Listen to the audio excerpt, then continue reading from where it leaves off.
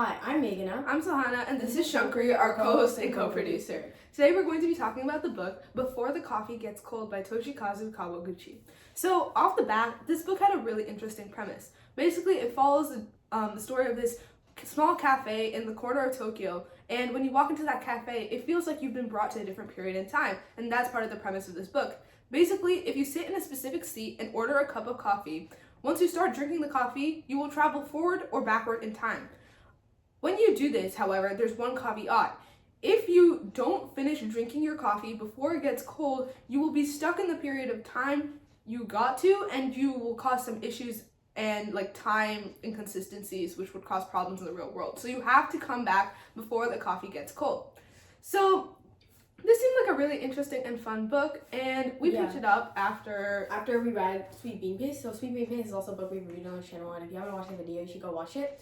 That was a book that we both really enjoyed, and after looking for books with a similar characters, a similar vibe to that book, we came across this one and decided to read it. Unfortunately, this book did not measure up to the standards that Sweet Bean Paste set in our heads. It was not as enjoyable, even though we weren't expecting a direct copy of Sweet Bean Paste. In its own, this book really couldn't hold up. Yeah, so there were two major flaws with this book that I felt made it really unenjoyable. And the first flaw of this book was its characterization. So this book relies very much on having charming characters in order to carry the plot, because it follows the stories of four main characters. One of them is a woman who is trying to get closure from her ex-boyfriend by traveling back in time and talking to him before he goes to America.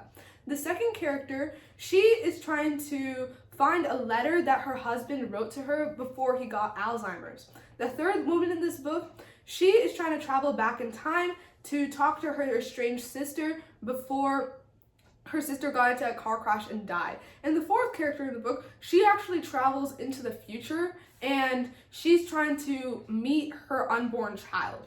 So these all are really interesting stories, but as you can see, it relies on you caring about these characters and caring about why they're taking these journeys to the past and future, and why they're doing all of this. So it's very character reliant, and the author just does not manage to give them any personalities at all. So one of the characters that kind of bothered me in this book was the woman who will serve coffee to different people. Her name is Kazu, and she is supposed to be kind of this cool, nonchalant character who actually on the inside cares a lot and will do anything for her customers and for the people she loves. However, you don't really get to see this, because when the first character of this book is introduced, she's kind of in an emotionally broken state because her boyfriend broke up with her. She stumbles into this cafe. She's completely crashing out, for lack of a better term. But then what ends up happening is Kazu just kind of treats her with disregard. It almost feels like it, you don't really see that empathy she's supposed to have.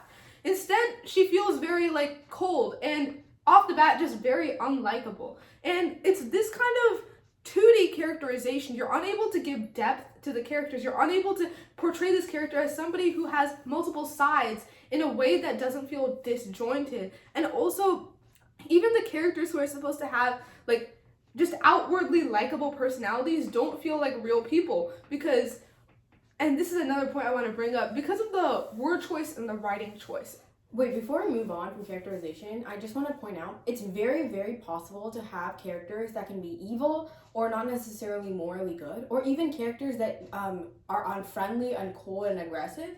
But the thing about these characters that makes them likable, or makes you want to follow the story, or makes you maybe not even like them as a person, but like them as an interesting character, is that they have some sort of charisma or notable characteristic that you want to pay attention to. What makes a character lovable is that they have a complexity to them. There's not just one character trait. It's not just, oh, Kazu, she's really cool, she's really chill. It's that shouldn't be the only word that you can pull for that character and use to describe them. There should be multiple. And especially for a character like Sahana said, that the author wants to convey as more of reserved, but also has that caring side. We definitely want to see that, perhaps in their inner thoughts or other things otherwise. You don't want to just see one side of them when there's supposed to be more. Yeah, and then the second point of this book, and I'm not sure if this is a error on the part of the author or on the part of the translator. And if it's on the part of the translator, I do understand that it is extremely difficult to translate a story and still retain that meaning. But I felt like the word choice in this book really contributed to the writing style feeling very boring, because throughout the book, the same words are used to describe the same characters over and over again. It gets very repetitive. To add to this theme of repetitiveness, there are a certain set of rules that the characters have to follow in order to travel forward or backward in time.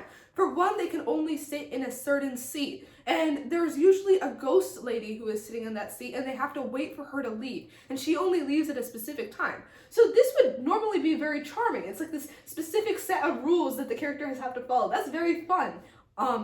In and out of itself. However, these rules are repeated over and over and over again in the book, and it gets to the point where you're like, man, not this again. We're going over the rules one more time. And that, combined with the repetitive word choice, genuinely felt like this book was way longer than it needed to be. When we're talking about word choice and we're talking about the topic of repetition, a lot of authors, they need to trust the reader. They need to trust the reader that the reader is going to retain those rules. While it is important to kind of set up and world build so the reader is not left clueless and completely puzzled at like the lack of like connectivity, you don't want to spoon feed the information to your readers over and over again until they get sick of that eating the same food all the time. Yeah. It's kind of like that feeling is being conveyed here. Why repeat the same thing over and over again? Just trust your readers to understand what's going on. Mm-hmm. There's no need for that. In place of the repetition, there could have been new information, new place for these characters to develop and grow and see other sides of them. Instead, it's just the same information said over and over again. Yeah, and that brings me to another point, which is the fact that this author does a lot of telling, not showing. So I know we've all heard of that. Or showing, not telling, right? Or telling, not showing. Oh my God. So I know we've all heard that one writing maxim, which is like, show, don't tell. And this isn't always true. Sometimes it is better to just tell. It's better to say something in a short 2 sentences instead of going over it and trying to describe it in some sort of complex scene that really adds nothing to the plot. But what this author does is he will constantly convey irrelevant details in very long, wordy formats, but when it comes to the actual plot and the actual things which are driving the story forward, they're all told to you very directly. And I feel like this takes a lot out of the environment of the book. What this author does a lot is he will describe the clothing of the characters in great detail. And in and out of itself, this isn't a bad thing, because describing the clothing of the character can help set the environment and can help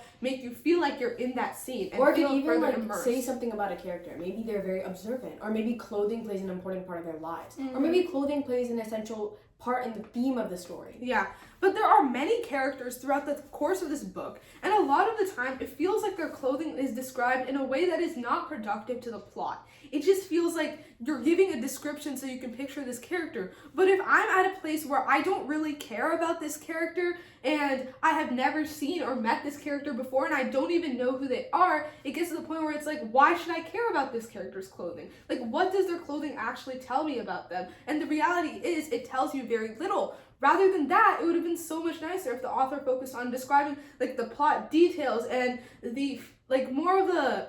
Initially in the book, they describe the feel of the cafe, maybe describing how the characters feel about the feel of the cafe, or like describing their emotions instead of telling them to you directly through dialogue or other means. Yeah, how does the way the character interacts with their environment is very telling to who they are themselves.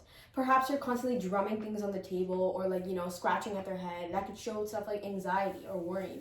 Or they're completely opposite. They sit openly, they just lean back in the chair, kind of showing a more relaxed state.